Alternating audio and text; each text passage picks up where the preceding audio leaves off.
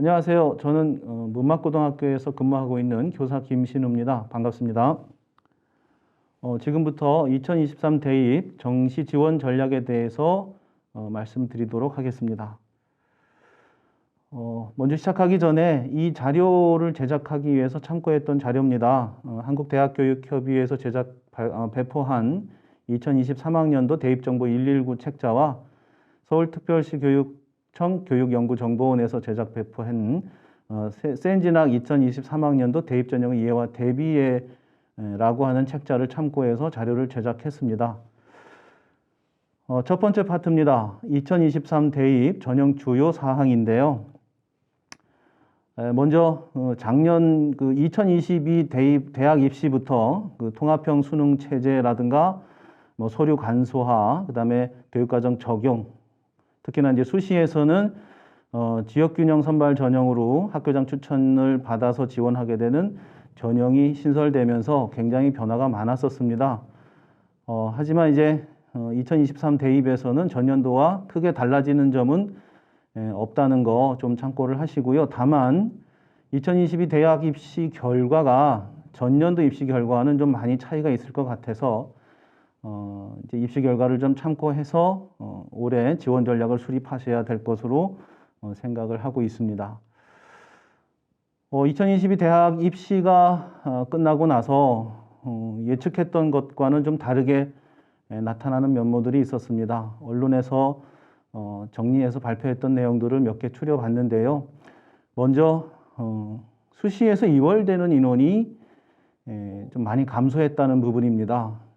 그 전에도 수시 2월 인원이 10% 미만으로 나타나긴 했지만 특히나 2022 대입에서는 전년 대비 절반가량으로 줄어드는 그런 모습들도 보였습니다. 아마도 수시에서 대학들이 충원 노력을 많이 했던 것으로 예측이 되고 있고요. 이에 따라서 2022 대입 정시에서는 전년 대비 모집 인원이 줄어드는 효과도 있었을 거라고 생각이 됩니다. 또 하나, 작년부터 약학대학의 학부 모집을 실시했고요.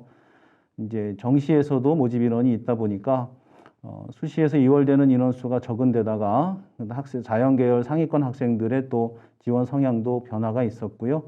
이제 그렇게 되다 보니까 학생들의 눈치 작전도 컸을 것 같고요. 그다음에 통합형 수능에 따라서 수학 영역에서 선택 과목별 유불리가 작용을 하다 보니까 자연계열 모집 단위에 지원했던 상위권 학생들이 실제 지원하는 당시에는 인문사회계열 모집 단위로 이동해가는 모습도 나타났었습니다. 또 하나는 이제 서울 소재 대학들과 수도권 대학, 그다음에 이제 지방 거점 국립대학들은 그래도 학생을 선발하는 데 있어서 아직까지는 어려움이 없었지만 그 이외의 지방 대학들 같은 경우에는 학생 모집 인원을 다 채우지 못하는 어려움도 늘어나고 있는 것으로 이제 나타나고 있었습니다. 이런 부분들을 좀 참고해서 올해 정시 모집에 지원하는 수험생들은 좀 전년도 입시 결과를 좀 꼼꼼히 살펴보시고 대학별 전형 방법도 확인하시면서 충분히 전략 수립에 노력을 좀 하셔야 될 것 같습니다. 아무리 대학을 잘 지원을 하고 또 성적을 잘 받아서 합격을 했다 하더라도 복수 지원 금지 횟수나 이중 등록 금지에 대한 부분을 지키지 않으면 모든 노력이 수포로 들어가는 모습이 있습니다. 그래서 정시 모집에 지원을 하시려고 하면 수시에서 등록 기준이 아니라 합격 기준으로 합격 사례가 전혀 없어야 된다는 점 참고를 하셔야 될 것 같습니다. 그리고 정시가 끝난 이후에 추가 모집이 진행이 되는데 추가 모집을 고민하고 있다라고 하면 충분히 정시까지 노력을 다 한 다음에 혹시나 정시 모집에 합격한 사실이 있는 수험생의 경우에는 정시 모집 충원 등록 마감 시간 전까지 등록 포기를 해야만 추가 모집에 지원할 수 있다는 사실도 좀 기억하셨으면 좋겠습니다. 여러 개 대학에 복수 지원하는 경우가 정시에도 있을 수 있습니다. 각 군별로 한 번씩 최대 3번까지 지원할 수 있기 때문에 2개 이상의 대학에 합격하는 사례가 발생할 수 있습니다. 이 경우에는 반드시 한 개 대학에만 등록하셔야 된다는 점 꼭 명심하시고 입시를 진행하셨으면 좋겠습니다. 2023 대입 주요 일정에 대한 안내를 드리겠습니다. 원서 접수는 12월 29일부터 2023년 1월 2일까지 기간 중에 3일 이상 진행이 될 거고요. 합격자 발표는 2023년 2월 6일까지 발표를 하도록 되어 있습니다. 앞서서 말씀드린 것처럼 꼭 명심하셔야 될 부분이지요. 정시 미등록 충원 합격 통보 마감이 2023년 2월 16일 18시까지 진행된다라고 하는 거. 특히나 홈페이지 발표는 14시까지만 진행이 되고 이후 18시까지는 개별 통보만 된다라고 하는 거 꼭 명심하셔서 연락을 받을 수 있도록 주의하셔야 될 것 같습니다. 추가 모집 일정입니다. 정시 충원 등록 마감이 완료된 이후부터 진행이 되는데 추가 모집에서는 지원 횟수 제한이 없고요. 접수와 전형 합격자 발표 등록이 동시에 진행된다라고 하는 점 명심하셔서 천천히 잘 진행하실 것을 당부드립니다. 두 번째 파트입니다. 정시 전형의 특징 및 지원 전략에 대해서 말씀을 드리겠습니다. 정시 모집 주요 특징이 일단 첫 번째로 모집 군별 각 1회씩 최대 3회 지원 가능하다라는 점이고요. 대부분의 대학에서 수능 100%를 반영해서 학생을 선발하지만 일부 대학 또는 모집 단위에서는 학생부를 반영하거나 면접을 실시하기도 한다는 점 좀 알고 계셔야 될 것 같고, 가장 중요한 거는 대학별로 또 모집 단위별로 수능 반영 방법이 다르다는 겁니다. 반드시 대학별 환산 점수를 산출해서 비교해 보셔야 될 것 같고요. 충원율이 어떤 변화가 있었는지도 최근 3년 동안의 충원율을 좀 비교해 가시면서 지원 전략을 수립해야 될 필요가 있습니다. 정시 모집 인원의 변화가 좀 있는데요. 전국적으로 보면 정시 모집 비율이 축소되는 모습 때문에 모집 인원은 감소하고 있습니다. 하지만 수도권을 중심으로 보게 되면 정시 모집 비율이 35.3%, 825명의 모집 인원이 증가하는 모습을 보이고 있습니다. 정시 모집은 수능 위주 선발을 계속하고 있는데 그 외에 아주 작은 비율의 그 선발이지만 학생부 위주 교과나 종합도 있다라고 하는 거 좀 참고하셔야 될 것 같고요. 다만 그 수능 위주 전형을 볼 때 전년 대비 감소하고 있는 모습은 보이고 있습니다. 하지만 수도권과 전국으로 나누어서 살펴본다라고 하면 본인이 어디 있는 대학에 지원을 할 거냐라고 하는 것에 따라서 모집 인원의 변화는 좀 다르게 판단하셔야 될 것 같습니다. 권역별로 살펴보겠습니다. 수도권과 비수도권으로 나누어서 살펴보게 되면 수도권은 정시 모집 비율이 35.3%, 825명의 증가율을 보이는 반면에 비수도권에서는 8,318명이 감소하는 모습도 보이고 있습니다. 그래서 수도권에 있는 대학의 정시 지원을 생각하고 있는 학생의 경우에는 모집 인원이 늘어남에 따라서 전년 대비 어떤 변화가 있을 건가에 대한 고민은 좀 하셔야 될 것 같습니다. 다음은 좀 더 지역을 구분해서 그 전형 유형별로 모집 인원의 비율을 좀 통계를 잡아본 자료인데요.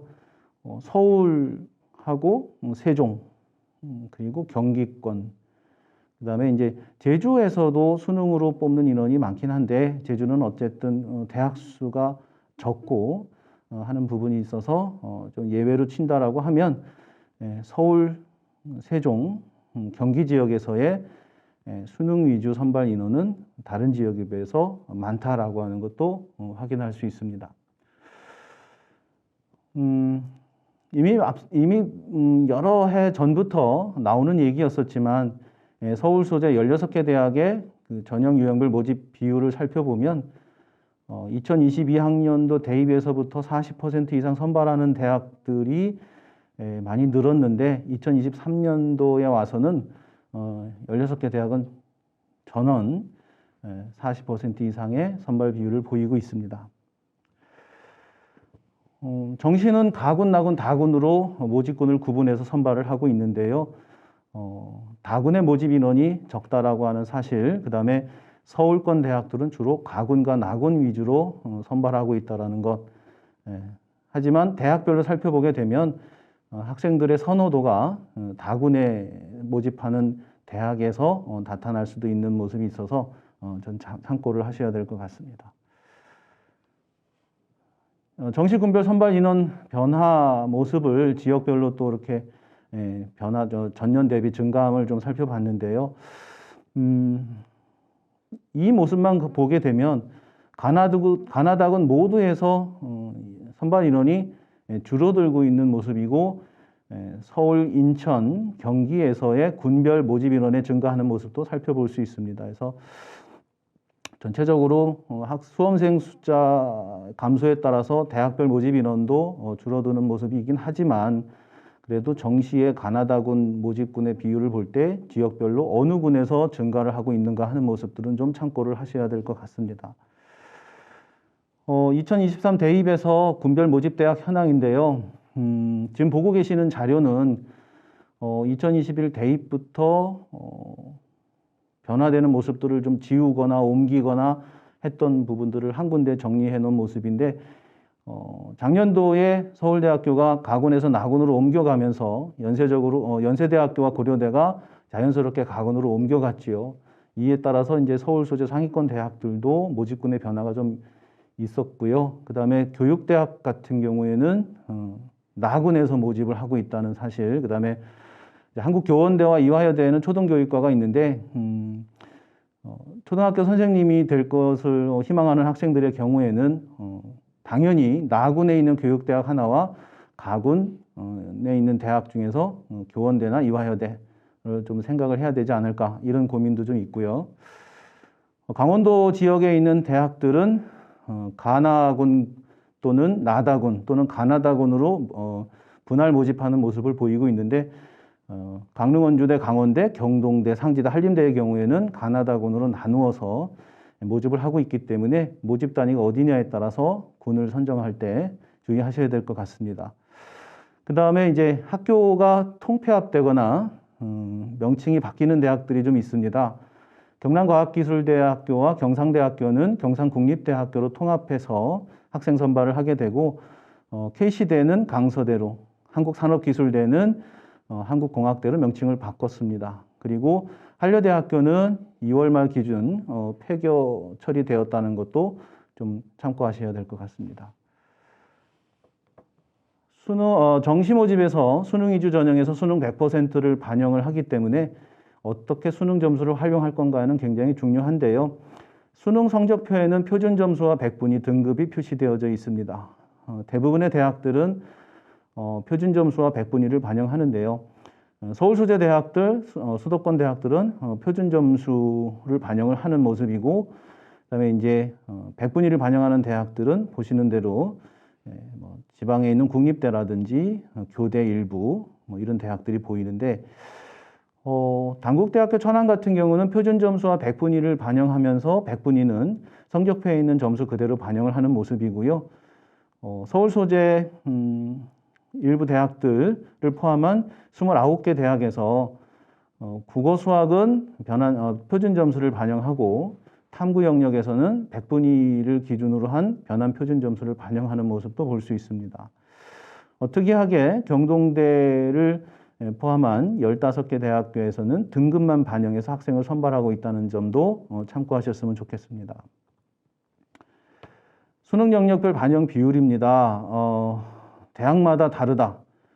또 같은 대학 내에서도 계열이나 모집 단위마다 반영 비율이 다르다. 이렇게 생각하시면 좋을 것 같아요. 전반적으로 보면 인문계열의 상경계열 학과나 자연계열의 상위권화 대학들은 대부분 수학 반영 비율이 높은 편이라고 하는 특징을 갖고 있고 대학별 환산 점수 산출을 통한 지원 전략을 세우셔야 될 거라고 생각이 됩니다. 수학과 탐구 영역에서 선택 과목을 지정해서 반영하는 대학들입니다.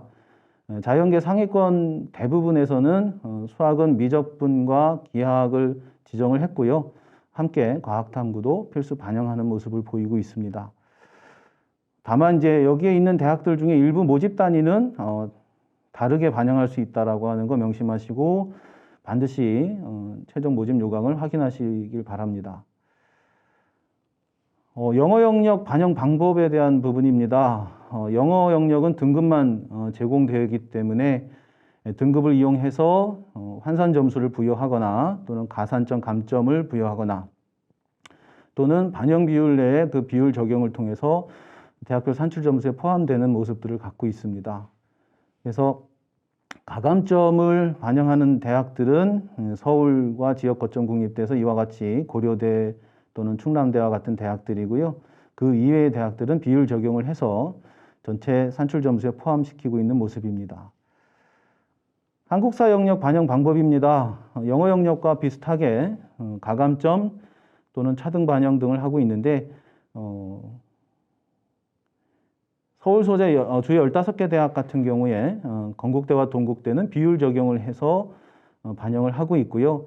3등급 이내에 있는 수험생들은 모두 만점 처리를 하거나 또는 강원대학교처럼 1등급이 만점이긴 한데 4등급을 기준으로 했을 때 그 상위 등급에서는 0.5점 간격으로 가산점을 주는 반면에 아래 등급에서는 0.5점 간격으로 감점을 주고 있는 모습도 보이고 있습니다. 그래서 정시모집 같은 경우 대학교 산출 점수의 1점이 당락을 좌우할 수 있기 때문에 지원하고자 하는 대학의 영어 영역은 물론이고 한국사 영역의 점수 반영 방법에 대해서까지도 좀 고민을 하셔야 될 것 같습니다. 앞서 말씀드렸던 부분에 대한 정리인데요. 어쨌든 수학과 탐구 영역에서 어떤 선택 과목을 반영하느냐라고 하는 것은 지원하고자 하는 모집 단위의 계열에 따라 달라지겠지만 자연계열 모집 단위를 기준으로 본다라고 하면 대부분 미적분 기하 중에서 택일하도록 하는 모습을 보고 있으시고 특이하게 대구 한의대 동의대 인제대 같은 경우에는 확률과 통계를 지정하는 모습도 보이고 있습니다. 예, 탐구 영역입니다. 마찬가지로 대구 한의대 인제대만 사회탐구 영역 선택을 지정했고 나머지 대학들은 과학탐구 영역을 선택하도록 지정하고 있는 모습을 보실 수 있습니다. 다만 여기서 조심하실 거는 과학탐구 선택을 지정했지만 특히나 고려대, 서울대, 성균관대, 연세대, 이화여대, 중앙대 등 동일 분야에서는 완투 과목 응시 불인정 대학도 늘고 있다는 거 이것도 좀 참고하셨으면 좋겠습니다. 서울대학교의 그 진학고려 과목 선택에 대한 부분을 말씀을 드릴게요. 2023학년도 대입부터 그 교과 이수 기준을 두 가지로 구분해서 제시하고 있습니다. 교과 이수 기준 1에서는 탐구와 생활교양 영역에서의 사회과학 교과 또는 제2외국어 한문 과목 이수에 대한 부분을 기준을 정했고요. 두 번째 교과 이수 기준에서는 수학과학 사회교과군별로 일반 선택과 진로 선택 과목의 이수 과목 숫자를 가지고 기준을 정해서 2개 교과군 이상에서 충족하도록 제시하고 있습니다. 밑에 보시는 대로 지원 자격과는 무관하다고는 했지만 실제로 지원자가 이수한 교과 이수 내용을 평가에 반영하기 때문에 서울대학교를 진학하고자 하는 수험생의 경우에는 자신의 과목 이수 상황을 좀 꼼꼼히 살펴보셔야 될 것 같습니다. 서울대학교 정시에서 2023학년도 대입부터는 교과평가를 활용을 합니다. 정시 모집의 지역균형 전형과 일반 전형 모두에서 교과평가를 반영을 하는데요. 교과평가는 그 학교생활기록부의 교과학습 발달 사항에 대한 내용만 반영해서 지원한 모집 단위와 관련한 교과 이수 및 학업 수행의 충실도를 평가하고자 합니다. 이런 부분도 좀 꼼꼼히 살펴셔야 될 것 같습니다. 이 부분은 이제 교과 평가를 어떻게 할 건가에 대한 내용인데요. 지역균형 전형과 일반 전형 두 명의 평가자가 독립적으로 평가한 후에 등급을 부여하고 표에 나와 있는 것처럼 조합에 따라서 점수를 부여하는 그런 모습을 보이고 있습니다. 배점이 좀 다른 것을 제외하고는 평가 방식은 동일한 모습이라는 것을 좀 확인하셨으면 좋겠습니다. 이제 또 하나의 정시 모집에서의 특징을 보자라고 하면 그 고른기회 특별 전형의 모집 인원이 조금 변화가 있다라는 겁니다. 특히 이 안에서 지금 보시고 있는 그 표에서 보시면 정원 내에서 농어촌 학생들에 대한 모습도 있지만 이것이 고른기회 대상자 통합 전형 안에 포함되어져 있기도 하고 독립적으로 운영되기도 합니다. 또 하나 지역인재 전형이라는 부분이 이제 늘어나고 있는데요. 전형 유형에서 수능이라고 하는 부분을 좀 살펴보시게 되면 그 숫자가 많지는 않지만 농어촌 전형이 수시에서 늘어나고 있고 미선발된 2월 인원이 정시에 넘어오는 것을 좀 고민한다라고 하면 농어촌 전형으로 지원하고자 하는 학생들이 정시를 지원하는 건 이제 전략이다라는 생각을 가져야 될 필요가 있을 것 같고요.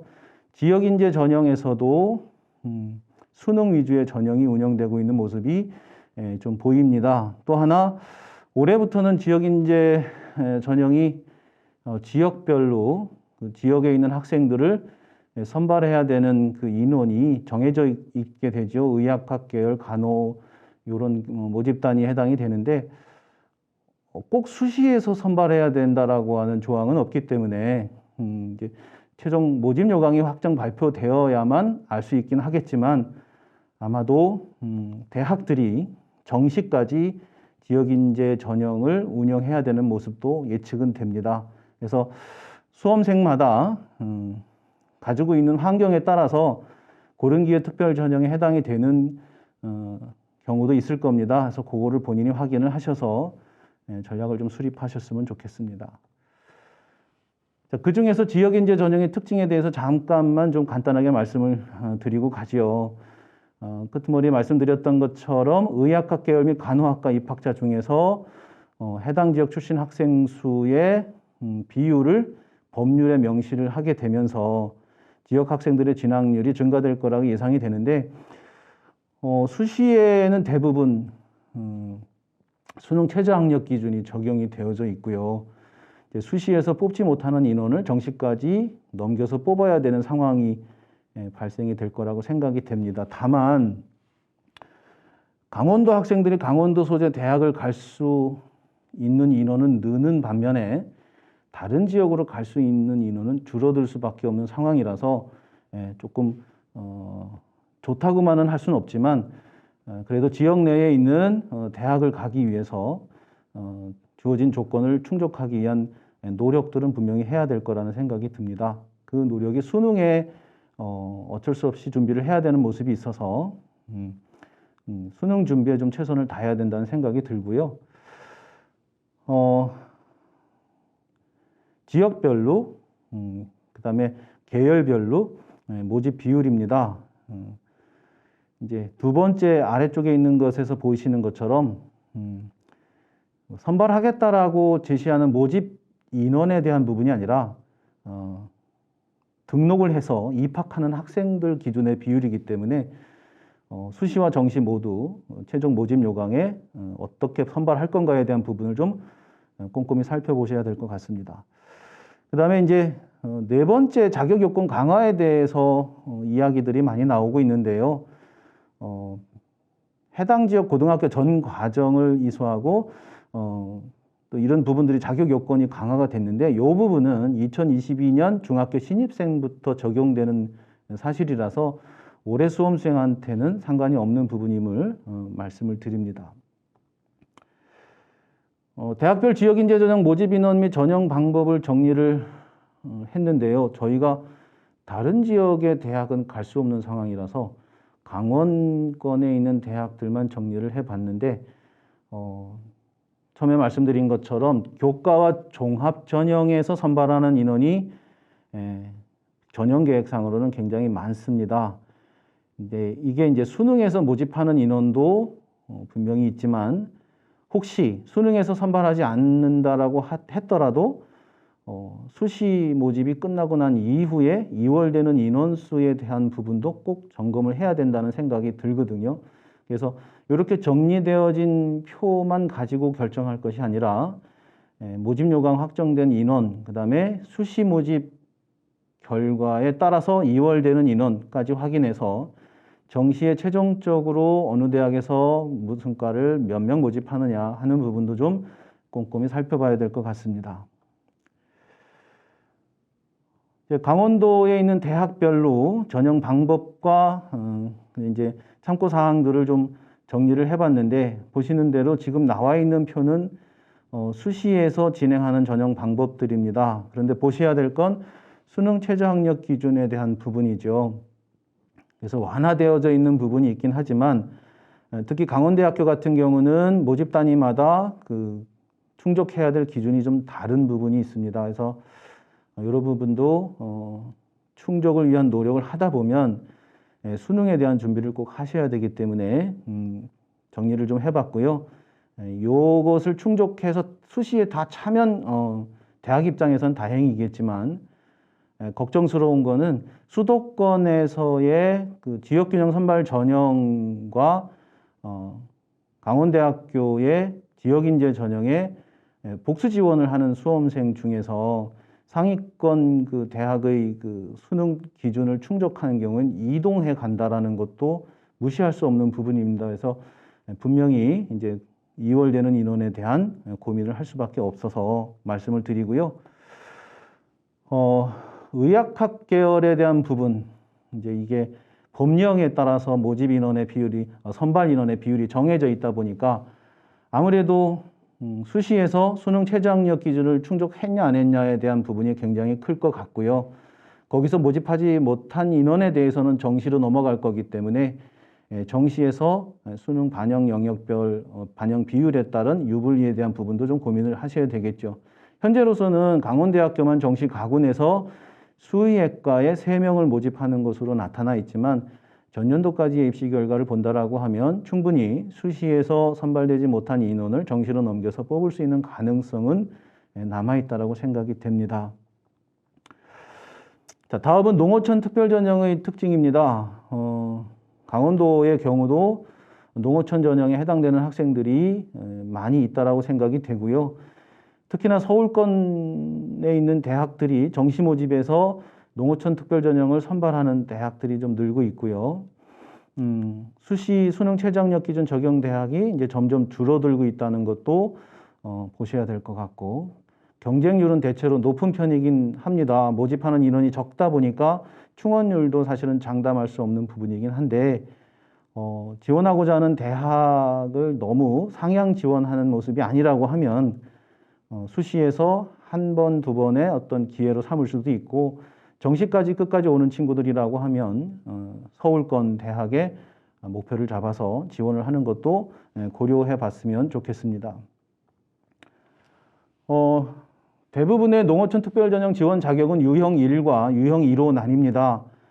부모와 본인이 중학교, 고등학교 6년을 함께 읍면지역에서 거주했을 때 지원할 수 있는 유형이 있고요. 본인만 초중고 12년을 읍면지역에 거주하면서 농어촌 소재 학교를 다니는 모습도 있는데, 연세대학교 기회균형2 전형에 속해 있는 농어촌 특별전형의 경우에는 다른 데랑 좀 달라요. 부모 본인 모두 읍면지역에 거주하면서 학생이 농어촌 소재 고등학교 3년 전 교육과정을 이수하면 지원 자격을 부여하거든요. 그래서 몇 년 동안 계속 이어지는 동일한 모습들인데, 대부분 농어촌 특별전형을 얘기할 때 유형 1과 2만 생각하는 모습들이고요. 유형 3을 찾아내서 지원해갖고 좋은 결과를 얻는 수험생도 분명히 나타나고 있습니다. 그래서 거기까지 좀 참고를 하셨으면 좋겠고요. 선발, 농어촌 특별전형 서울권 주요 대학 선발 방법에 대한 정리입니다. 대부분 수능 100으로 선발을 하는데, 홍익대학교 나군 경우에는 1단계 3배수를 수능 100으로 선발을 하고 2단계에 가면 서류 40을 포함해서 최종 합격자를 선발하는 그런 모습을 보이고 있습니다. 그래서 이것도 참고를 하셨으면 좋겠고요. 전체적으로 기초생활수급자 등 특별 전형에 대한 선발을 하는 대학들에 대한 모습인데요. 이 특별 전형에 해당이 된다고 해서 합격을 보장하는 것은 아닙니다. 본인이 충분히 능력을 갖춘 상태에서 지원을 했을 때 또 다른 기회가 될 수 있다라고 생각을 하시고, 특히나 정시에서는 수능 점수를 최대한 높여놓고 지원 전략을 세우셔야 될 거라고 생각이 됩니다. 예, 그래서 지원 자격을 반드시 확인을 하셔야 될 것 같고요. 똑같은 모집단이라 하더라도 일반 전형과 특별 전형으로 지원할 때 유불리가 다르게 나타날 수 있습니다. 이것도 입시 결과를 중심으로 해서 살펴보셔야 될 것 같고, 대부분의 대학들이 정시 모집에서 거른기의 특별 전형의 모집 인원이 숫자가 없어요. 왜 그러냐면 수시 모집에서 뽑지 못한 인원을 2월시켜서 뽑는 경우가 대부분이기 때문에 그렇거든요. 그래서 수시가 끝나고 난 이후에 대학별로 특별 전형별 지원 인원이 몇 명이나 되는가 하는 것도 좀 살펴보셔야 될 것 같고, 입시 결과 확인인데요. 여러 가지 상담 프로그램 속에 있는 입시 사례들을 살펴보다 보면 사실은 쉽지 않습니다. 일반 전형만큼 사례도 많지 않고, 어떤 학생들이 지원했냐에 따라서 그때마다의 입시 결과가 다를 수 있기 때문에 너무 상향 지원하는 모습은 오히려 실패의 가능성이 높아집니다. 그래서 본인이 원래 희망했던 대학을 기준으로 해서 자신이 갖고 있는 특별한 조건에 맞게 전형을 선택하는 모습으로 전략을 수립해 주셨으면 좋을 것 같습니다. 계속 수시 2월 인원에 대한 부분들을 말씀을 드렸는데요. 2022학년도 대학 입시에서 정시 모집으로 넘어오는 수시 2월 인원을 살펴봤습니다. 여기서도 수도권과 비수도권으로 나누어서 봤고요. 또 권역별로도 나누어서 봤는데, 전년도 대비 2월 인원 비율은 많이 줄었죠. 그런데 수도권은 굉장히 많이 줄은 느낌이지만 비수도권은 비슷한 느낌도 있습니다. 다만 이제 비율 갖고 비교하기 좀 어려움이 있어서 인원수를 가지고 비교를 한다라고 하면 전반적으로 모집 인원 자체가 줄었기 때문에 생각했던 만큼 많은 인원이 넘어왔다고 보긴 좀 어렵지만, 그래도 기회가 한 번 더 주어진다라는 생각도 갖게 됩니다. 권역별로 넘어와서 강원권의 대학들의 2월 인원을 보면 최초 모집 인원은 줄었는데 최종 모집 인원은 늘은 모습을 볼 수 있거든요. 이거는 이제 수시 2월 인원이 넘어와서 그런 모습들을 보이고 있고요. 그래서 내가 지원하려고 하는 대학들이 어디 있냐에 따라서 수시 2월 인원의 규모가 달라질 거고, 그에 따른 최종 정시 모집 요강에 밝혀진 모집 인원들이 좀 변화가 있을 거기 때문에 꼼꼼히 살펴주셔야 될 거라고 생각이 됩니다. 다음은 경쟁률 변화입니다. 여기도 이제 권역별로 좀 표현을 했는데요. 경쟁률이 서울 소재 15개 대학과 수도권 소재 대학들 전년 대비 좀 늘어나는 모습들을 보이고 있는데, 여전히 지역 소재 대학교들은 경쟁률은 좀 줄어드는 모습들이 보이고 있고요. 또 인문과 자연으로 나눠서 놓고 본다라고 하면 서울 소재 대학들은 큰 폭은 없는데, 수도권 소재 대학들, 그다음에 지방 거점 국립대는 자연계열 증가 경쟁률이 좀 늘고 있는 모습도 살펴볼 수 있습니다. 그래서 여러 가지 이유가 있긴 하겠지만 어쨌든 수능 시험의 체제가 바뀌면서 수학에서의 강세를 갖고 있는 수험생들이 어떤 지원을 했냐에 따라서 경쟁률의 모습은 좀 달라질 수 있을 것 같고요. 그다음에 이제 약학대학에 대한 부분도 간과할 수 없는 부분이 좀 있고요. 그래서 여러 가지를 좀 봐야 하긴 하겠지만, 반드시 수험생 입장에서 보면 담임 선생님이나 진학 담당 선생님과의 좀 여러 차례의 상담을 통해서 경쟁률의 변화라든지, 그다음에 이제 최저 합격자의 모습이라든지 충원율의 비율, 이런 것들을 좀 같이 조합해서 살펴보셔야 그 이유를 예측할 수 있을 거라고 생각이 돼서 올해 특히 선생님들과의 상담은 굉장히 중요할 거라고 생각이 됩니다. 교육대학만 경쟁률 변화에 대한 부분을 좀 살펴봤는데요. 많이 줄었어요. 모집 인원도 좀 줄어드는 모습이 보이고 서울교대하고 청주교대, 그다음에 부산교대를 제외하고는 모집 인원이 일단 줄었고요. 경쟁률을 본다라고 하면 서울교대와 대구교대만 경쟁률이 줄고 나머지 대부분은 미묘한 그 증가는 있으나 전년도 대비 큰 변화는 없었다, 이렇게 생각이 되고요. 아마도 그 초등교사의 임용 비율이 떨어짐에도 불구하고 지원하는 그 학생 숫자가 늘어나고 있는 것도 사실인 거고요.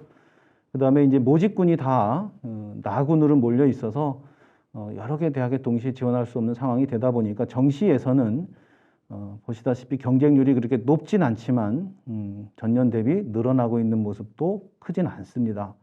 그래서 이런 부분에 대해서도 본인이 어디에 있는 교육대학을 지원하냐에 따라서 좀 달라질 수 있습니다. 그래서 각 교육대학마다 입시 결과, 충원율, 그다음에 경쟁률 이런 것들을 좀 감안해서 살펴보셔야 될 것 같습니다. 의학학 계열 경쟁률 변화입니다. 워낙에 경쟁률이 높은 모집 단위에 해당이 되긴 하는데 전년 대비 많이 늘었어요. 특히나 약학 같은 경우에는 그 전까지는 학부 모집을 안 하다가 학부 모집을 하다 보니까 굉장히 많이 늘면서 일부 지방의 치의 한의의 대학들, 수의의 대학들보다 수도권에 있는 약학 대학의 경쟁률이 높아지는 모습도 사실은 보였었거든요. 그래서 의치한수의 경쟁률은 전년 대비 큰 변화가 없을 수도 있지만 약학 같은 경우에는 새롭게 선발을 하는 모습이었었고, 특히 올해는 어떤 모습으로 갈지는 좀 살펴보셔야 될 것 같고, 모집 군별로 보면 다군에서의 경쟁률이 다른 군에서의 경쟁률보다 높게 나타나고 있습니다. 아무래도 모집 인원의 차이가 있을 거라고 생각이 되고요. 이에 따라서 이제 그 하나의 대학에 등록을 하는 모습 때문에 이동하는 경향도 클 것 같아서 역시 여기도 입시 결과와 경쟁률, 충원율에 대한 부분을 좀 고민을 하셔야 될 것 같은데, 워낙에 점수가 높은 수험생들이 지원하는 곳이다 보니까 대학별 산출 점수 기준으로 해서 1점의 아쉬움이 굉장히 큰 모집 단위들입니다. 그래서 여기를 희망하는 학생들 같은 경우는 일단 수능에 최선을 다해야 된다는 생각이 계속 들어요. 자, 여태까지 말씀드렸던 부분들을 좀 종합해서 보면 정시 지원 전략을 어떻게 수립해야 될까? 아무래도 전년도 입시 결과 분석이 굉장히 중요할 것 같아요. 근데 이제 이런 부분들이 몇 등급에 붙었다, 이런 개념이 아니라 대학별로 환산 점수 산출 방식이 다 다르다고 했거든요. 그래서 본인이 지원하고자 하는 대학의 환산 점수를 산출을 해서 전년도 입시 결과와 비교를 해야 되는 부분이 굉장히 중요할 것 같은데, 그것만 갖고 또 안 되더라고요. 왜냐하면 모집 단위별 인원 변화도 있을 거고요. 수능 반영 방법이 달라지는 경우도 있어요. 그래서 전년도에는 수학 반영 비율이 30이었는데 올해는 35로 바뀌었다든지 반대로 25로 떨어졌다든지, 그거에 따라서 사실은 수험생의 유불리는 달라질 수 있습니다. 그런 부분도 좀 고민을 하셔야 되고, 모집군별 대학별 모집 단위 최종 결정을 할 때 조심하셔야 될 부분은 내가 지원을 희망하는 대학들의 전년도 입시 결과를 살펴보실 때 어떤 학생들이 지원해서 최초 합격을 하고 충원 합격을 했는지를 보셔야 되거든요. 무조건 내 점수가 어느 대학에 점수 산출을 했을 때 더 높다라고 해서 거길 지원하는 것이 아니라 내가 갖고 있는 점수와 비슷한 점수를 갖고 있는 아이들이 어느 대학에 지원했느냐가 중요할 수 있기 때문에 단순 점수만 가지고 전략을 세우시기보다는 변동사항이라든지 그다음에 경쟁률의 변화라든지 그다음에 산출 방법의 변화라든지 이런 부분들을 좀 함께 고민하셔서 결정을 하셔야 될 것 같습니다. 그래서 중간에도 말씀드렸던 것처럼 수험생 혼자서 결정하시는 것보다는 그래도 진학당담 선생님이나 담임선생님과의 꾸준한 상담을 통해서 수능 성적의 유불리를 줄여놓고 최종적인 결정을 하셔야 성공할 수 있을 거라고 감히 말씀을 드립니다. 세 번째 파트입니다. 작년에 통합형 수능 체제로 바뀌어서 실시가 되는 초기에는 굉장히들 말이 많았죠. 일단은 수학에서 가형, 나형으로 구분됐던 부분이 이제 선택 과목에 따라서 점수 산출을 하다 보니까 도저히 예측할 수 없는 일들이 벌어지는 거죠. 가장 큰 경험이 뭐냐면 수학 원점수는 올랐는데 등급이나 백분위가 떨어지는 모습이었었어요. 그게 조금 떨어지는 게 아니라 그냥 그 변화가 확 느껴지다 보니까 어떻게 해야 되나라고 했던 부분이 있었는데 이 부분에 대해서 이제 말씀을 드릴 거예요. 그 대입 특히 정시 모집에서의 수능 점수는 합격을 위한 100%다라고 생각을 하셔도 과언이 아닐 텐데 수능 성적의 의미가 수능 체제가 바뀌다 보니까 조금은 좀 구체적으로 이해를 해야 되는 것이 돼버렸고요. 늘 하는 얘기입니다. 수시 지원을 하는 학생들의 기준선이 교과 내신이 아니라 수능 성적이라는 이야기를 많이 하는데 이제는 수시에 지원하는 학생들이 수능을 최저 충족 기준으로만 보고 공부를 해야 되는 게 아니라 할 수 있는 만큼 최선을 다해놓고 정시에 지원하고 싶은 대학을 기준으로 수시에 도전하는 모습을 가져야 되기 때문에 정시에 지원을 하지 않더라도 수능에 대한 고민은 조금 더 깊이 있게 해야 될 것 같고요. 계속되는 이야기지요. 환산 점수 산출을 통한 지원 전략 수립을 해야 되기 때문에 수능 성적은 굉장히 중요할 수밖에 없습니다. 이렇게 나오거든요. 수학 능력 시험 성적 통지표가 이런 형태로 나옵니다. 그래서 보시는 것처럼 맨 아래에 있는 등급은 주로 수시에 수능 최저 학력 기준을 충족하냐 못하냐를 판단하기 위해서 쓰는 거지만 정시 모집으로 넘어오면 표준 점수와 백분위에 의해서 대학별 점수를 산출하는 용도로 사용을 하게 됩니다. 수능 점수는 아까 보셨던 것처럼 등급, 백분위, 표준 점수 이렇게 성적표에 통지가 되지만 이런 점수들을 산출하기 위해서는 사실 원점수가 나와야 되겠죠. 문제는 원점수 공개를 안 한다는 거예요. 원점수에 의해서 순서를 정해놓고 표준 점수를 원점수에 의해서 원점수의 평균과 표준 편차를 이용해서 표준 점수를 만드는 거죠. 그리고 표준 점수에 의한 순서를 정해서 퍼센테이지 비율에 따라서 백분위 등급을 만드는 거예요. 그러다 보니까 예를 들어서 상위 4%가 1등급이라고 하면 1등급 안에 백분위는 100점부터 96점까지 여러 개가 있죠. 근데 하나의 백분위에는 여러 개의 표준 점수가 있을 수 있어요. 시험의 난이도에 따라서. 그래서 가장 세세하게 수험생을 구분할 수 있는 기준이 표준 점수고 가장 뭉뚱그려서 분류하는 것이 등급이라고 생각하시면 될 것 같아요. 다만 백분위를 산출하다 보니까 지금 나와 있는 요 공식대로 산출해 놓고 나서 소수점 이하 첫 번째 자리에서 반올림을 해갖고 정수 표기를 하거든요. 똑같이 백분위가 96인데 한 학생은 1등급이고 한 학생은 2등급이 되는 사례도 나타날 수 있어요. 동속차 반영을 해서 그렇게 되는데 그래서 이제는 수시에 수능 최저학력 기준 충족을 위한 그런 수능 공부가 아니라 1등급을 맞더라도 최고의 표준 점수가 나오기 위한 노력을 하는 수능 공부여야 본인이 가고자 하는 대학에 수시에 최선의 선택을 하게 되고 혹시나 좋지 않은 결과가 나왔을 때 정시에 다시 한번 기회를 잡을 수 있는 그런 기회가 주어질 수 있거든요. 그래서 수능 점수가 이렇다라고 하는 걸 좀 이해를 하시고 조금 더 노력을 해 주셔야 될 것 같다는 생각이 들었습니다. 통합형 수능을 치르고 나서 했던 결론입니다. 국어와 수학 영역은 어떤 선택 과목을 선택했냐가 아니라 공통 과목의 점수가 얼마나 좋냐에 따라서 점수가 다르게 나왔습니다. 그런데 수능 시험의 출제 범위와 해당되는 과목들의 교과목 이수 시기를 좀 정리를 해봤더니 결론, 고등학교 2학년까지 학교에서 정상적인 교과목 이수를 하는 학생이라고 하면 수능에 출제되어지는 출제 범위는 다 배웠다고 볼 수도 있는 거예요. 3학년 때 선택하는 일반 선택 내지는 진로 선택 과목은 수능에 포함되지 않는 부분입니다.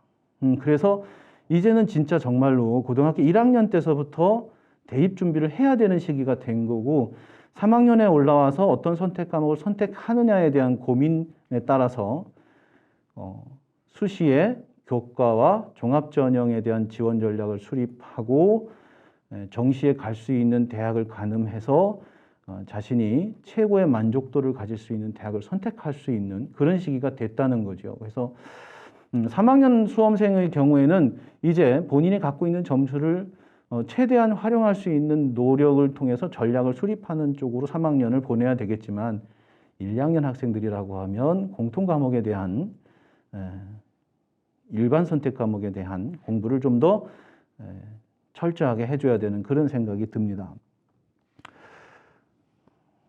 통합형 수능의 특징 다시 한번 정리를 해드리면 국어와 수학은 선택 과목에 따라 유불리가 분명히 발생을 하는데 실제 안을 들여다보면 공통 과목의 성적이 높은 아이들이 유리했다.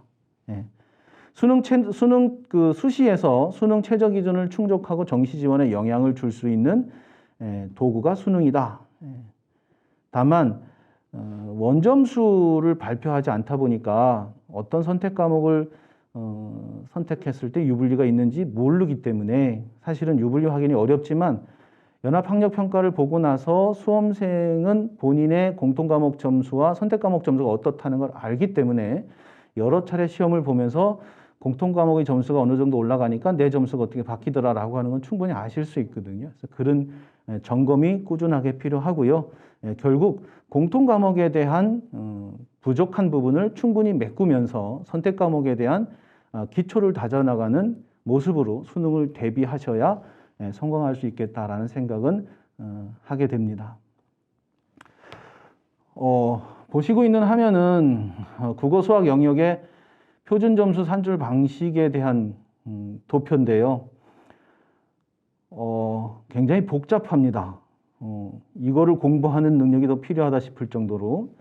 그런데 살펴보시면 공통 과목은 그냥 공통 과목의 평균과 표준 편차에 의해서 표준화를 하는 거예요.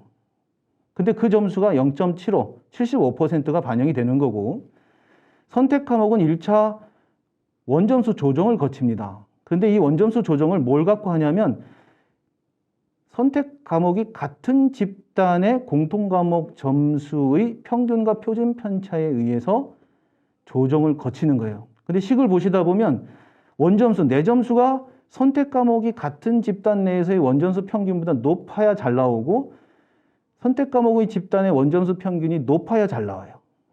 그러니까 결국 공통 과목의 평균이 높은 집단 내에서 내 점수가 공통 과목 점수보다 더 많이 나온다라고 하면 전체적으로 표준 점수가 잘 나올 수밖에 없는 거죠. 또 하나 선택 과목의 표준 점수를 만들어서 표준화 점수를 만들어서 반영하는 건 25%밖에 안 돼요. 그러니까 조금 선택 과목에서 불리함이 있었더라도 공통 과목의 점수가 탄탄하다라고 하면 오히려 원점수는 전체적으로 낮지만 등급이나 표준 점수는 높게 나올 수 있는 가능성도 열려 있다는 거죠. 그래서 확률 통계와 미적 기하 어떤 걸 선택할 거냐라고 하는 건 단순하게 내가 어떤 모집 단위를 어느 대학에 지원할 거냐에 따라서 결정을 하시면 되는데 실제로 수능 고득점을 받으려고 하면 1, 2학년 때까지 배우는 수학 1, 2에 대한 기초가 탄탄히 돼서 문제 유형에 따라서 적응력을 높여주는 이런 공부들을 좀 많이 하셔야 되겠다. 그래서 3학년의 입장에서 보면 공통 과목이 튼튼한 친구는 선택 과목에 대한 그 공부 시간을 늘려도 되지만 그렇지 않다라고 하면 공통 과목 시간을 좀 늘리면서 선택 과목의 기초를 다져나가는 형태로 전략을 세우셔야 될 필요가 있습니다. 지금 보고 계시는 자료는 서울특별시교육청 교육연구정보원에서 이제 실제 사례를 모아서 이것저것 살펴봤던 자료들을 가지고 이제 정리하는 내용들인데요. 뒤에 이제 몇 장의 슬라이드가 더 나오긴 하겠지만 간단하게 좀 가급적이면 간단하게 말씀을 드려보겠습니다. 첫 번째 뭐냐면 전년도 대비 국어와 수학에서의 최고점과 등급 컷 점수 차이가 커졌다라는 거예요. 그런데 오른쪽 위쪽에 있는 국어 영역 표준 점수 도수 분포를 보시면 1등급에 있는 친구들의 점수가 굉장히 이뻐요. 높은 점수의 아이들의 인원이 적으면서 조금씩 늘어나고 있는 모습을 보이는 반면 아래쪽에 있는 수학 영역 도수 분포를 보면 들쑥날쑥 좀 좋아 보이진 않지만 1등급 내에 있는 친구들을 보면 높은 점수를 맞은 친구가 많아요. 그리고 그 사이에 있는 점수를 받은 친구가 굉장히 적었다가 또 많아졌다가 이런 모습을 보이거든요. 그래서 그 옆에 144점 이상의 인원들을 비교해 놓은 자료를 좀 살펴보시면 147점을 맞은 수학의 인원수와 144점을 맞은 수학의 인원수가 그런 인원수가 이제 보이시죠? 근데 그 사이에 146, 145 맞은 아이들은 또 굉장히 적어요. 그러니까 수학에서 고득점자 아이들은 2,702명인데 이 147점 맞은 아이들을 구분하는 거는 국어 영역에서 할 수 있다라는 거예요. 또 거꾸로 국어로 넘어가시면 149부터 144까지 학생들의 인원수가 굉장히 적지요.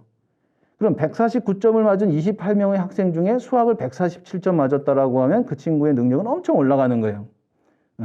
그래서 이게 국어와 수학 영역을 같이 놓고 본다라고 하면 수학 영역에 고득점을 얻은 친구는 국어 영역에 신경을 안 쓸 수가 없어요.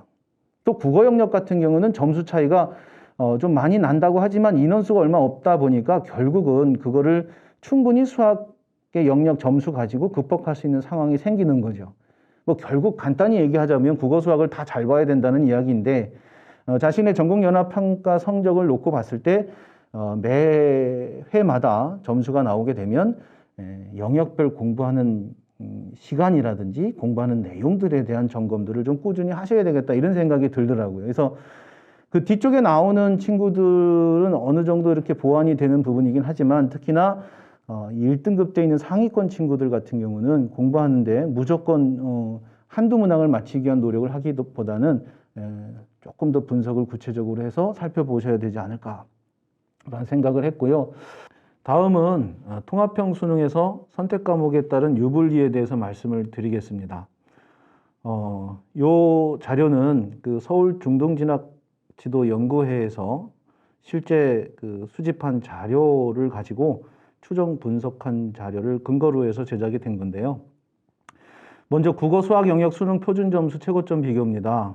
2021년 수능에 비해서 2021년에 좀 자료가 그러네요. 여기 2021 대입 대수능에서의 표준 점수를 보면 국어는 단일 유형이었고 수학은 계열별 가형, 나형 구분이 돼 있어서 이런 나형을 선택해도 최고점에는 가형과 똑같은 모습이 보이지만 2022학년도 수능에서 보면 선택 과목별 최고점 차이가 눈에 보입니다. 이제 국어 같은 경우는 2점, 언어와 매체와 합법과 작문이 2점 차이가 나지만 수학에서는 미적기화 선택한 친구들과 확률과 통계 선택한 친구들은 3점 차이가 나죠.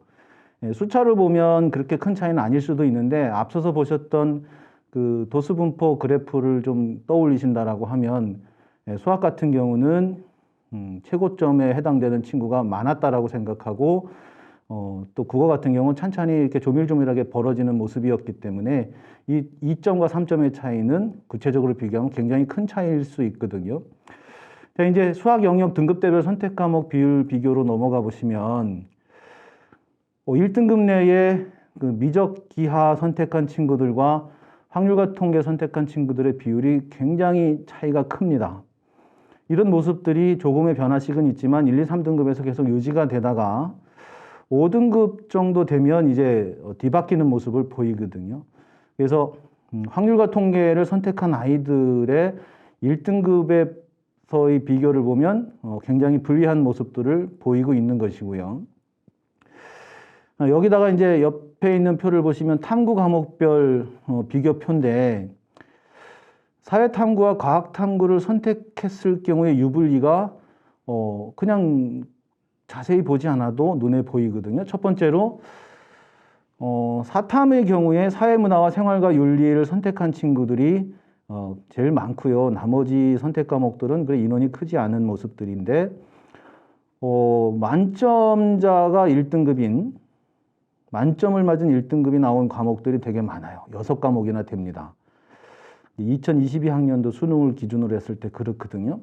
근데 반대로 과탐 응시자를 놓고 보면 지구과학하고 생명과학의 인원수가 제일 많고 나머지는 이제 인원수가 적어지는데 표점이 일단 높고요. 만점을 맞은 과목이 없어요. 그래서 실제로 그 친구들의 도수 분포를 비교를 해보면 과탐을 선택한 아이들의 점수가 표점이 최고점도 높고 1등급을 맞는 아이들의 점수도 사탐에 비해서 좀 많다라는 느낌이 들거든요. 그래서 결론적으로 보면 사탐을 선택한 아이들은 탐구 과목에서 만점을 맞기 위해서 굉장히 공부를 많이 하고도 원하는 효과가 나오지 않을 수도 있다는 건데, 과탐에서는 만점을 못 맞아도 사탐보다는 표점이 높은 친구들이 더 많을 수 있다는 생각도 듭니다. 그래서 일반적으로 말하기는 어렵지만 어차피 사회탐구와 과학탐구 합해서 최대 2개까지 선택할 수 있게끔 조정을 해놨기 때문에 이제는 학생들이 모집 단위가 지원하고자 하는 모집 단위가 어디냐 하고 무관하게 과탐을 선택하는 아이들이 늘어날 수도 있겠다, 이런 생각도 이제 드는 거죠.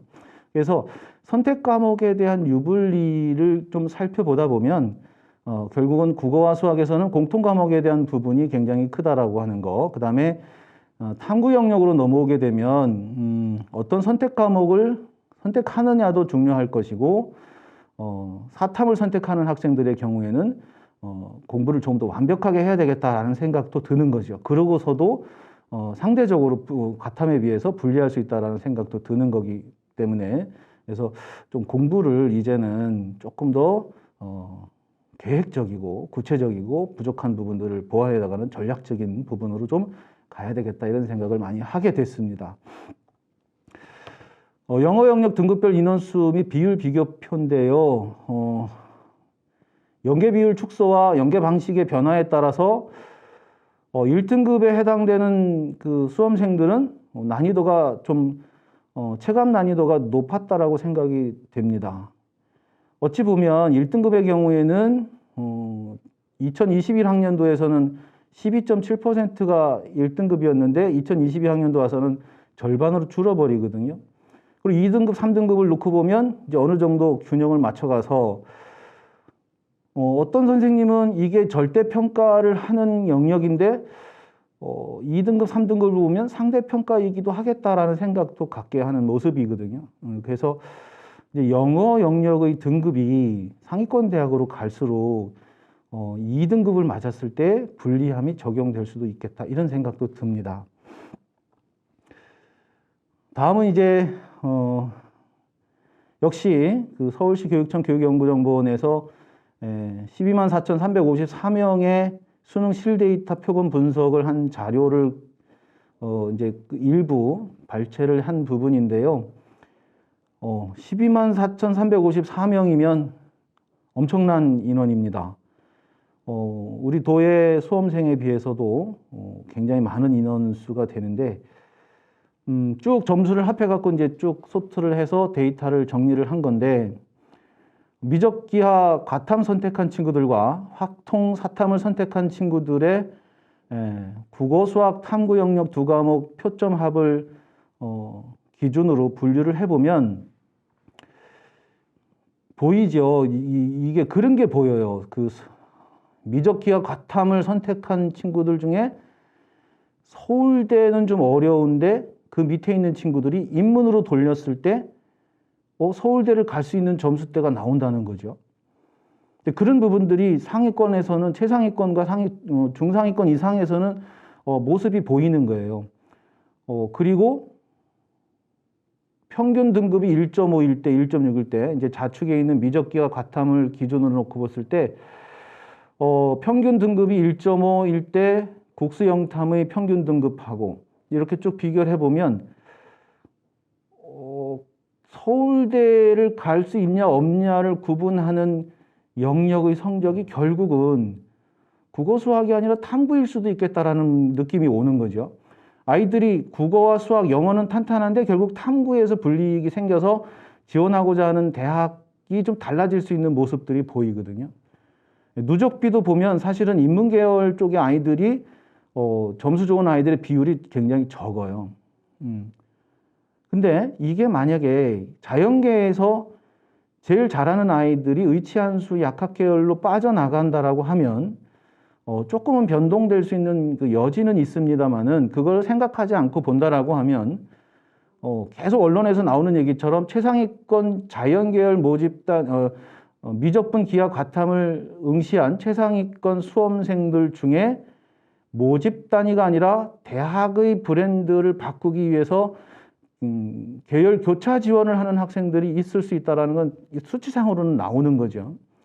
근데 이제 밑으로 내려가면 밑도 과연 그렇겠냐라는 거예요. 그래서 올해 이제 선생님들하고 수험생이 상담을 할 때 그런 구체적인 어떤 그 결과 분석이 없는 상태에서 뜬금없이 수학에서는 공부 안 한 친구가 미적분이나 기하를 선택하거나 사탐을 봐야 되는데 과탐으로 바꾸거나 중간에 이렇게 바꾸게 된다라고 하면 불리함이 더 클 수도 있겠다라는 생각이 드는 거고요. 최상위권 아이들은 그런 선택은 안 할 거란 말이죠. 이제 그런 것도 고민이 되는 부분입니다. 다음은 그 수학 미적분 또는 기하를 선택한 아이들이 인문계열 모집단위 지원의 가능성에 대한 부분인데 앞서서 말씀드렸던 부분에 대한 좀 근거일 수도 있겠지만 당연히 위에 있는 표를 보시면 사회탐구를 선택한 아이들의 대부분이 확률과 통계를 선택을 했고 과학탐구를 선택한 아이들의 대부분은 미적분 또는 기하를 선택했다라고 하는 흐름은 분명히 있어요. 그런데 밑에 있는 일부 대학별 인문계 모집단위 지원자 중에서 미적분 기하 응시자 비율을 살펴보면 의외로 많다라는 거죠. 근데 과학 탐구를 선택하고 미적을 선택한 친구의 인원수도 있을 거고 사회 탐구를 선택한 친구 중에 미적분을 선택한 친구도 있겠지만 아마도 과탐 미적일 가능성이 더 높을 겁니다. 밑에 나와 있는 추정 자료는 실제로 서울시 교육연구정보원 그 소속 그 진학지도 협회 선생님들께서 해당 대학의 입학처에 문의를 해서 확인한 자료란 말이죠. 그렇다라고 하면 최상위권 학생들의 정시 모집에서의 지원 성향은 이런 경향이 분명히 있을 거고 올해는 조금 더 늘어날 거라고 하는 상상은 가능합니다. 그래서 이런 도표를 좀 보면서 드리고 싶은 말씀은 보라색 그 세로 줄을 기준으로 지금 보시는 화면에 왼쪽에 있는 오른쪽이겠네요. 그 430점 쪽에 있는 데이터를 보면 국어, 미분, 기하, 과탐을 선택한 아이들의 숫자가 위에 있어요.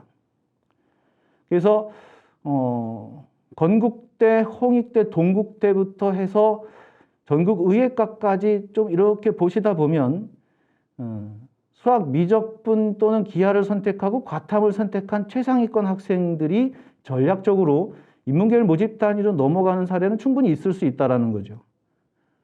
실제로 나타나기도 했고 그런데 그 밑에 있는 점수가 150점 쪽에 있는 그쪽에 있는 아이들은 사실은 유리할 게 하나도 없다라는 거예요.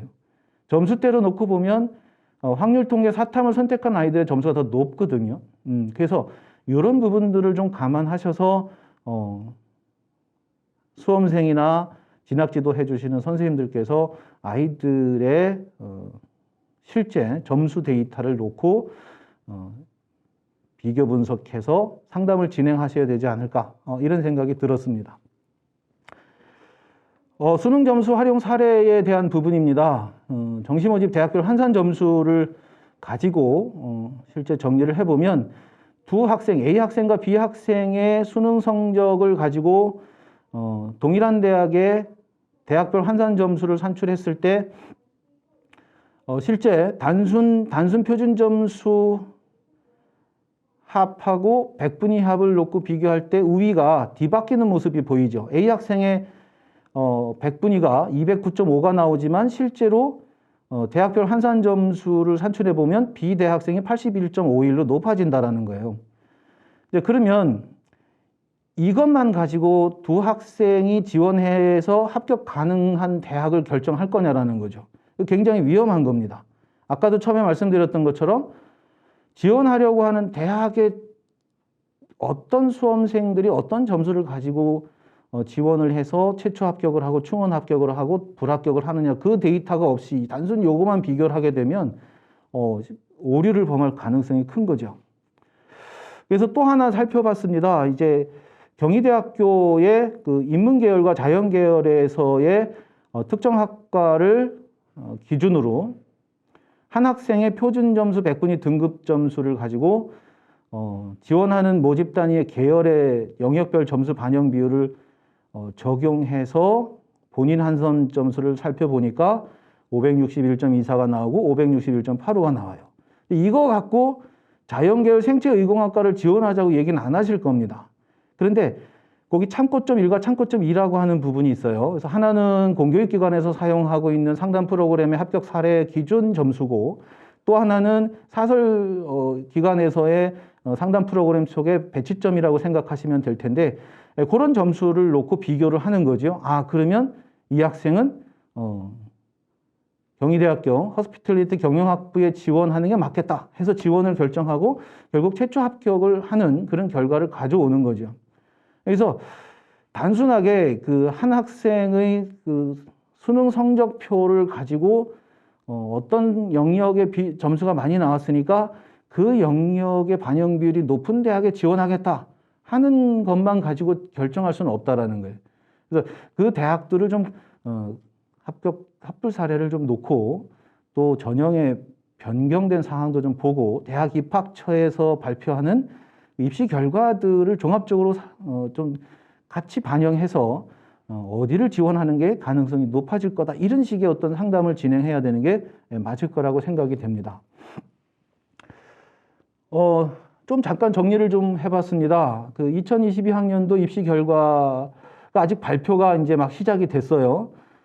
이제 강원대학교는 아주 꼼꼼하게 구체적으로 굉장히 잘 발표를 해주셨고, 이제 서울은 이제 상명대학교를 기준으로 해서 발표를 시작해서 그래도 아직까지는 많지는 않지만 한 10개 대학들 정도가 발표를 했는데, 그거 가지고 예측하기는 좀 어렵고요. 또 다 발표를 하더라도 대학별로 입시 결과를 활용해야 되기 때문에 단정 지을 수는 없지만, 일단 수시에서의 교과 전형 입시 결과가 하락될 거냐라는 거예요. 특히나 작년에 지역균형 선발 전형이 생기면서 수능 최저를 걸고 학생 선발을 하면서 충원을 최대로 노력을 했단 말이죠. 근데 경쟁률이 높아졌다라고 하면 단순하게 하락됐다고 보긴 좀 어려운 상황이죠. 근데 수능 최저가 높다라고 하면 아마도 생각했던 것보다는 교과 전형의 입시 결과가 낮을 거는 같아요. 여기서 수능 최저가 굉장히 중요하다는 걸 강조를 좀 드리고, 정시 교차 지원이 유행할 거라고 하는 거는 전체적인 수험생의 얘기가 아니라는 거죠. 최상위권 학생이나 중상위권 이상의 점수를 가진 학생들한테 고려해 볼 만한 일이지만 이게 모든 수험생한테 해당되지 않을 거라는 얘기예요. 그 다음에 이제 처음 시작된 통합형 수능 체제 변화에 따라서 점수가 어떻게 나올 거냐에 대한 데이터가 이제 그걸 기본으로 해서 올해 전국연합학력평가나 수능 모의평가 점수들을 비교해서 아이의 점수가 어떻게 유불리가 생길 거냐를 좀 예측하면서 공부를 시키지 않으면 정시까지 가는데 아이들한테는 큰 무리가 따를 수도 있다라는 생각도 들고요. 그 다음에 모집 단위별로 입시 결과의 차이가 굉장히 클 수도 있을 겁니다. 그래서 올해는 선생님들의 역할이 굉장히 커질 거예요. 물론 이제 여러 그 기관마다 입시 컨설팅을 해주시는 분들이 계시지만 일단 기본적으로 수험생 본인부터 자신의 점수에 대한 관리가 지속적으로 진행이 되면서 보완해야 될 부분들을 중점적으로 노력하는 그런 모습들이 있어야 되고요. 그 점수들의 변화에 따라서 선생님들이 입시 결과를 기반으로 한 상담을 진행해 주시는 게 굉장히 중요할 거라는 생각이 드는 시점입니다. 그래서 네 번째 파트, 시기별 정시 상담에 대해서 간단히 말씀을 드려봅니다. 2023 대입 정시 전형의 체크포인트 정리를 해봤는데요. 앞에서 계속 이야기했던 부분도 있지만 선택형 수능에 따른 과목 유불리, 계열별 점수 차이가 어떻게 되느냐, 이거를 하실 때는 공통 과목이 기준이다라고 하는 거 강조를 드렸었고요. 분명히 대학마다 모집 인원부터 영역별 반영 비율의 변화가 있을 거고요. 그 변화에 따른 입시 결과를 어떻게 적용할 건가에 대한 분석, 그다음에 특히나 상위권 미분기하 선택한 상위권 자연계열 모집단이 지원하는 학생들에게 어떤 전략을 제공해야 될 건가, 입시 결과를 바탕으로 어떻게 해야 될 건가, 그다음에 약학대학에 지원하는 아이들은 전년도 입시 결과가 유일무이한 결과이기 때문에 올해 이제 변화된 모습에 어떻게 적용할 건가, 그다음에 자연계열 수험생의 인문계열 교차 지원에 대한 부분은 분명히 어느 선이 있을 거라는 얘기거든요. 그런 부분들에 대해서도 꾸준히 살펴보셔야 될 것 같은데, 아무래도 강원도 같은 경우는 데이터를 수집하더라도 그 자료 수가 크진 않기 때문에 다시도의 자료들을 좀 같이 보완하셔야 될 것 같습니다. 이제 학교에서 그 선생님들께서 쓰시는 상담 프로그램들이 이제 여러 가지가 있을 텐데, 일단은 수능 모의고사 관리를 좀 꾸준히 그 어느 때보다 해야 될 것 같고요. 모집 요강은 꼼꼼히 좀 확인을 해야 될 것 같고, 그에 따라서 반드시 대학별 점수 산출을 해 보셔야 될 것 같습니다. 경험상으로 보면 모집 요강이 탑재되는 초반부에는 대학별 점수 산출 결과가 좀 달라요. 이게 아마 프로그램을 운영하는 그 주체에서 산출식을 조금 오류가 있을 수 있는데, 이런 부분들을 좀 바로잡는 노력들이 필요할 것 같고요. 관심대학에 대한 그 지원 현황, 요 기능들이 좀 있을 텐데, 그것도 좀 충분히 이용을 하고, 마지막에 이제 입시가 다 끝나고 나면 학생들의 진학 결과 관리도 차년도를 위해서 조금 정확하게 관리를 해줘야 되는데, 그런 부분까지 이제는 선생님들께서 전년도보다 훨씬 더 꼼꼼하고 정확하게 해주셔야 될 필요가 있을 것 같고요. 교과 성적에 대한 분석을 할 수 있죠. 근데 아무래도 정시를 지원하는 학생들의 입장에서는 크게 효과적이라고 보기는 어려울 수 있으나, 어쨌든 이 성적에 대한 누가 관리는 학생들이 무엇이 부족한지에 대한 부분을 찾아낼 수 있는 거기 때문에, 그를 통해서 강점, 약점을 점검하고 보완을 해나가는 그런 도구로 사용이 되고 있는데, 더 중요한 건 사실 모의고사 성적 관리죠. 지금 보시는 화면처럼 아이들이 매번 실시한 연합학력평가나 모의평가의 영역별 또는 영역별 조합별 점수들의 변화를 볼 수가 있는데, 여러 개의 그 그래프를 놓고 보다 보면 어느 영역이 좀 부족하다라고 하는 건 가볍게 찾아낼 수 있기 때문에, 특히 3학년 학생들 1학기 중에 연합학력 평가를 보고 나면 반드시 추수 지도가 필요할 거라고 생각이 되고요. 프로그램마다 사용하고 있는 데이터베이스의 차이는 있겠지만, 전년도 합불 사례의 데이터를 좀 보실 때 단순하게 합격과 충원 합격, 불합격에 대한 경계만 보실 것이 아니라, 그 사례별 영역별 수능 점수가 어땠냐라고 하는 것까지 같이 보시면 상담을 진행하는 학생의 모의고사 성적의 유불리가 조금은 더 구체적이고 보완해야 될 부분을 알려줄 수 있는 전략적인 상담이 진행이 될 거라고 생각이 되고요. 좀 힘드시더라도 대학이 제공하는 분석 자료들은 좀 꼼꼼히 모아주셨으면 좋겠습니다. 대학 입학처에 게시되는 전년도 입시 결과 자료만 갖고서 사실 부족하거든요. 이제 대학별로 2023 대입에 대한 전형 설명과 함께 전년도 입시 결과를 포함하고 전형의 변화에 따라서 어떤 예측이 된다라고 하는 그런 안내 자료들이 굉장히 그 어느 때보다도 많이 나오고 있습니다. 특히나 유튜브 동영상을 활용해서 각 대학들이 수시로 언제 어디서든 들을 수 있게끔 입시 정보를 제공하고 있기 때문에 수험생도 그렇고 선생님도 그렇고 이 자료에 대한 꼼꼼한 체크가 중요할 것 같고요.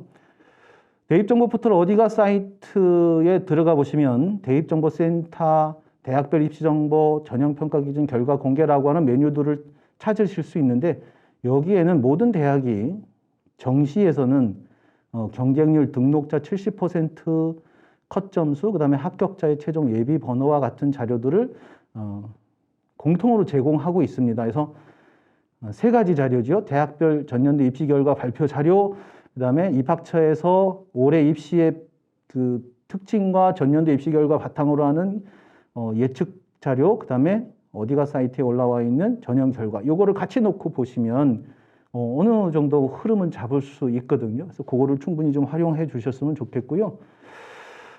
상담 프로그램을 이용해서 합불 사례를 확인하실 때 앞서도 강조를 드렸습니다마는 합격과 불합격의 경계만 찾지 마시고 각 사례별로 어떤 점수들을 받았는데 어떤 영역이 부족하고 어떤 영역이 많아서 이것을 보완하니까 극복하더라. 이런 얘기까지 좀 살펴봐 주셔야 될 것 같습니다. 그리고 대학 발표 입시 결과는 앞서서 말씀드렸으니까 생략을 하고요. 사실 좋은 기능인데요. 상담 프로그램에 있는 좋은 기능인데 그렇게 어렵지 않은데 안 쓰고 넘어가는 부분이 있습니다. 바로 모의 지원입니다.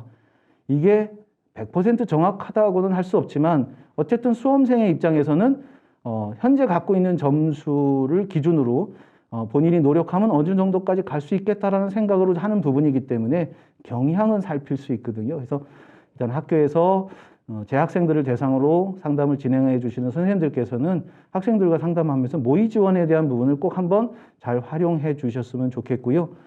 성적 분포에 대한 분석도 좀 같이 살펴보시면서 최종 마무리 단계에서 어떤 부분을 더 잘 보완을 해야 되는지도 지도를 해 주셨으면 좋겠습니다. 많이 하는 이야기죠. 입시 설명회 때마다 특히 수시 모집에 대한 전략 설명회 할 때마다 나오는 얘기입니다. 목표 대학을 냉정하게 선택해서 준비해라. 수시 목표 대학도 모의고사 성적을 참고해라. 그러면서 수시 합격 가능성은 내신 성적이 아니라 수능 성적이라는 말을 많이 합니다. 그래서 저는 감히 말씀을 드리는 게 수능 최저학력 기준 충족을 기준으로 해서 수능 준비를 할 게 아니라 해당 등급을 맞기 위해서 노력을 할 때 그 등급의 최고 점수를 맞기 위해서 노력을 해야 되지 않을까. 5등급 학생이 1등급 되기는 정말 불가능하지만 5등급 제일 낮은 점수에서 5등급 제일 높은 점수를 맞는 목표를 갖는다라고 하면 좀 더 현실적이고 구체적인 목표가 될 수 있고 그런 공부를 쭉 하다 보면 1등급 정도의 등급 극복은 가능할 거라고 생각이 되거든요. 그리고 흔히 수험생들이 하는 것처럼 조금 더 열심히 공부하면 저 어느 대학 갈 거예요 라고 하는 이야기가 현실이 될 수 있는데 이야기만 그렇게 하고 실제로 그런 노력을 안 한다라고 하면 사실은 진학이라고 하는 거는 노력만 하고 좋은 결과를 얻지 못하는 그런 일이 될 수도 있습니다. 그래서 좀 수능 공부에 수시를 지원하는 학생이나 정시를 목표로 하는 학생이나 똑같이 해당 등급의 제일 낮은 점수가 아니라 제일 높은 점수를 목표로 공부를 좀 했으면 하는 그런 생각이 많이 들었습니다.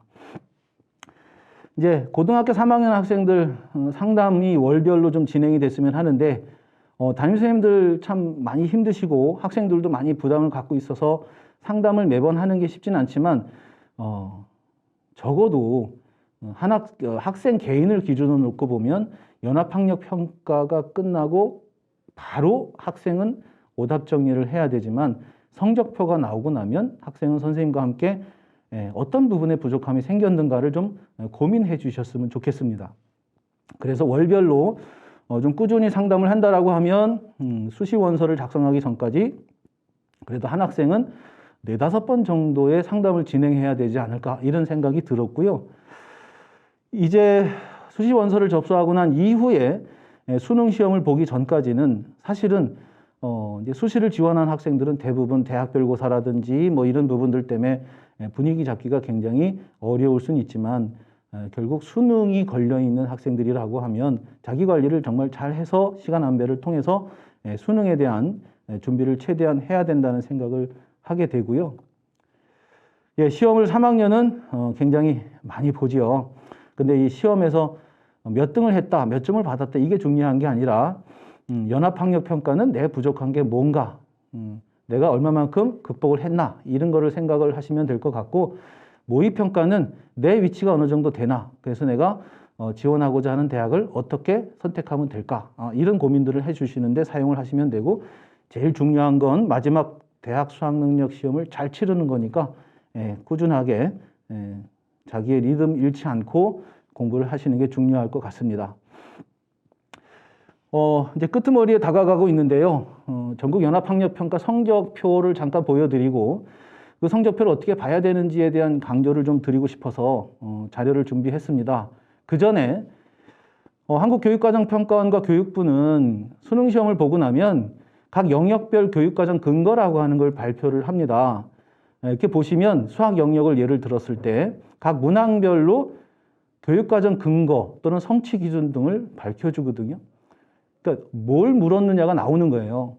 그러면 그 다음 해에 전국연합학력평가를 치르고 나면 기간별로 지금 보고 계시는 자료는 사설 입시기관에서 보여주는 자료인데 영역의 출제 체크리스트라고 하는 걸 작성을 합니다. 그래서 역시 각 문항이 무슨 과목에 무슨 단원에서 나오는 문항인지 그 문항의 키워드는 뭔지 하는 것들을 밝히고 나름대로 이제 난이도를 예측해서 나오는데 이건 학교에서도 충분히 할 수 있을 거라고 생각이 됩니다. 그래서 이제 학생들하고 선생님들이 함께 고민해 주셔야 되는 부분은 연합학력평가를 보고 나면 각 문항이 해당 교과의 어떤 단원에서 무엇을 묻는 문제였는가 하는 것들을 좀 꼼꼼히 살펴서 본인이 모자른 것, 부족한 게 어떤 내용인지를 좀 확인하고 거기에 대한 공부를 하고 난 다음에 또 다시 공부를 해야 되는 그런 모습이었으면 좋겠고요.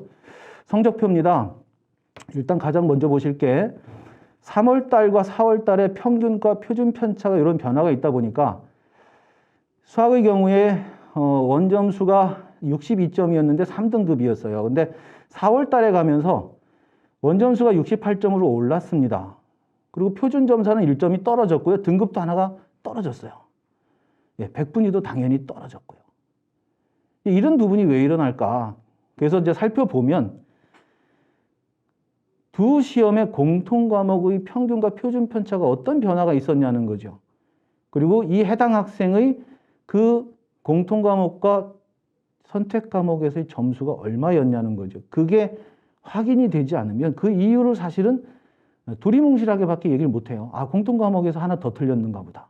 아니면 선택 과목에서 더 많이 틀렸는가 보다. 이런 의미 없는 분석을 할 수밖에 없는 상황인데 만약에 성적표가 나온 다음에 수학을 예를 들어서 지금 노란색으로 표시되어져 있는 것은 2점짜리입니다. 그리고 빨간색으로 동그라미 되어 있는 건 4점짜리거든요. 나머지는 다 3점짜리고요.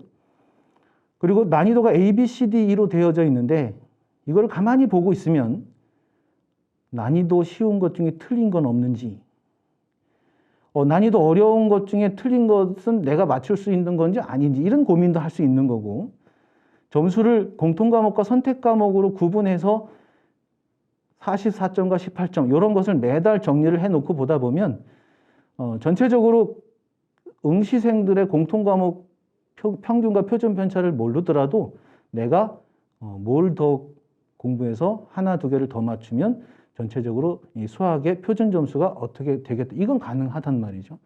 그래서 몇 등 했느냐, 등급이 몇 등급이 이거보다 더 중요한 건 내가 본 시험지의 각 문항들이 어떤 내용들이었고 배점이 얼마였고 난이도가 얼마였는데 나는 거기에 어떤 결과가 있었느냐라고 하는 걸 좀 꼼꼼히 살펴서 성적표에 보면 보충학습이 필요한 문항 번호와 같은 이런 게 나오거든요. 그러면 다시 한번 공부를 해서 또 노력을 해줘야 되는 그런 성적표란 말이죠. 그래서 이 성적표를 조금 더 꼼꼼히 전략적으로 살펴볼 필요가 있을 것 같아서 강조 말씀드리고요. 틀린 문항에 대해서는 반드시 그 출제 의도, 즉 정답 및 해설지라고 하는 것을 살펴보시면 이 문항은 무엇을 구하라는 문제고 어떻게 푸는 것이 가장 보편적이고 빠르게 푸는 방법인지가 나와 있는 거예요.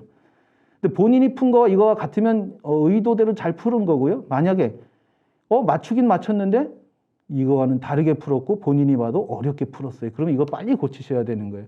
이게 해당이 안 되면 시험 문제 풀이 시간을 조정할 수가 없어요. 그래서 반드시 내가 풀이한 문제는 출제 의도와 비교하라. 그 출제 의도는 모범 답안이다. 이렇게 생각하시고 공부를 하시면 되는데 대부분의 학생들은 거꾸로 하지요. 문제 펼쳐놓고 답안지 펼쳐놓고 읽고 앉아 있어요. 그거는 실력 향상에 전혀 도움이 안 된다. 이렇게 생각을 하시면 될 것 같고 어떤 문항은 풀이가 여러 개일 수 있습니다. 그래서 모범 답안에 나와 있는 풀이와 본인이 풀이하는 게 다를 수 있어요. 근데 본인의 풀이가 더 좋을 수도 있는 거죠. 그러면 그 풀이를 비교해서 판단할 수 있어야 됩니다. 그래서 그런 부분도 좀 고민을 하셨으면 좋겠고요. 여기까지 해서 조금 두서는 없었지만 작년도 입시 결과와 올해 2023학년도 대입에서의 정시 모집의 특징들을 좀 종합해서 말씀을 드렸고요.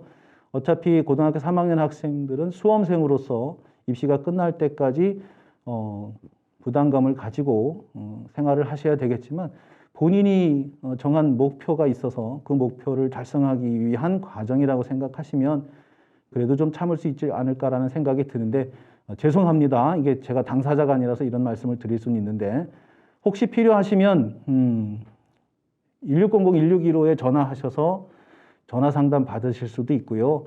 또 온라인 상담도 하실 수 있어요. 근데 이거보다 더 중요한 건 옆에 있는 담임 선생님 그리고 함께 학교 생활하고 있는 교과 담임 선생님들과 필요할 때 본인이 궁금한 것들을 해결할 수 있는 그런 상담이 수시로 진행되는 게 더 효과적일 수 있습니다. 그래서 본인이 노력하지 않고 본인이 만들어 놓은 게 없으면 아무리 좋은 자료가 있고 아무리 좋은 선생님이 있어도 도와줄 수 있는 게 없더라고요. 그래서 일단 이왕 수험생으로 생활하셔야 된다라고 하면 최선을 다해서 해주시고 가까이에 있는 선생님들한테 충분히 도움 받으실 수 있다는 생각 꼭 가지시고 가끔 필요하시면 주변에 상담해 주는 곳에 상담을 또 진행해 보시는 것도 괜찮을 것 같습니다. 긴 시간이었습니다. 들어주셔서 고맙습니다.